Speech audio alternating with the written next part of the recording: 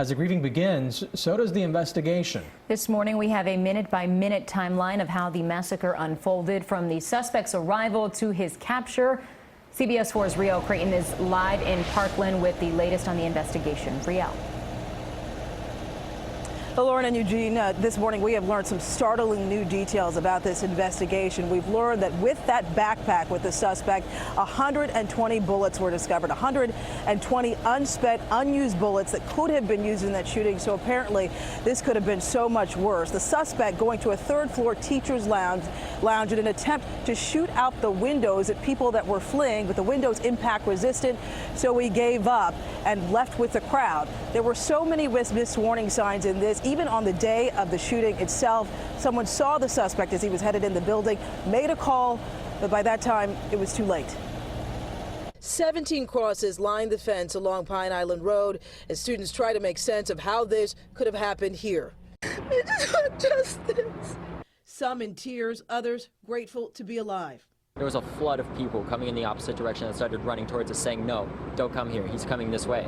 We're told the alleged gunman, Nikolas Cruz, confessed to detectives. This whole thing orchestrated. His motive, though, still unclear. Be held without bond until the Broward Sheriff's Office put out this timeline of events late Thursday. At 2:19, an Uber dropped Cruz off at the school. A staff member spotted him and made a call on a radio. Cruz didn't go into the front of the school, but rather Building 12, a building that houses primarily freshman students. Just 25 seconds after entering, he pulled his high-powered AR-15 rifle out of a duffel bag and began firing into 5 classrooms, going back and forth. The shooting continued for approximately 3 minutes. At 2:27, he dropped his rifle and backpack loaded with ammunition. He exits the building, crossing fields with other students fleeing the chaos. At 2:50, he's seen going into a Walmart, has a drink at a Subway. He then heads to a nearby McDonald's. At 3:41, an hour and 20 minutes after the first shots were fired, a police officer spots Cruz more than a mile away from the school. The biggest development, though, appears to be the amount of warning that law enforcement and Broward school officials had. Cruz had been expelled for what? It's unclear. It is a student that we have been providing supports for and recognize that there certainly were challenges. While Cruz was banned from the school, it was perfectly legal for him to buy his AR-15 in Coral Springs last year. Politicians today sounding the alarm regarding mental illness and guns. How do we make sure that individuals with mental illness do not touch a gun? We need to have a real conversation so we have public safety for our schools in this state.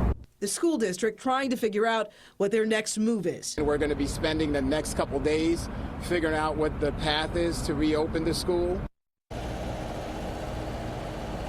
Well, there's no school on Monday. There are some questions about whether they will resume operations on Tuesday. But meantime, a lot of students telling us that they don't want to come back. There is right now an ongoing discussion about whether they should tear down that building completely and put a memorial up. Live in Parkland, Riel Creighton, CBS 4 this morning.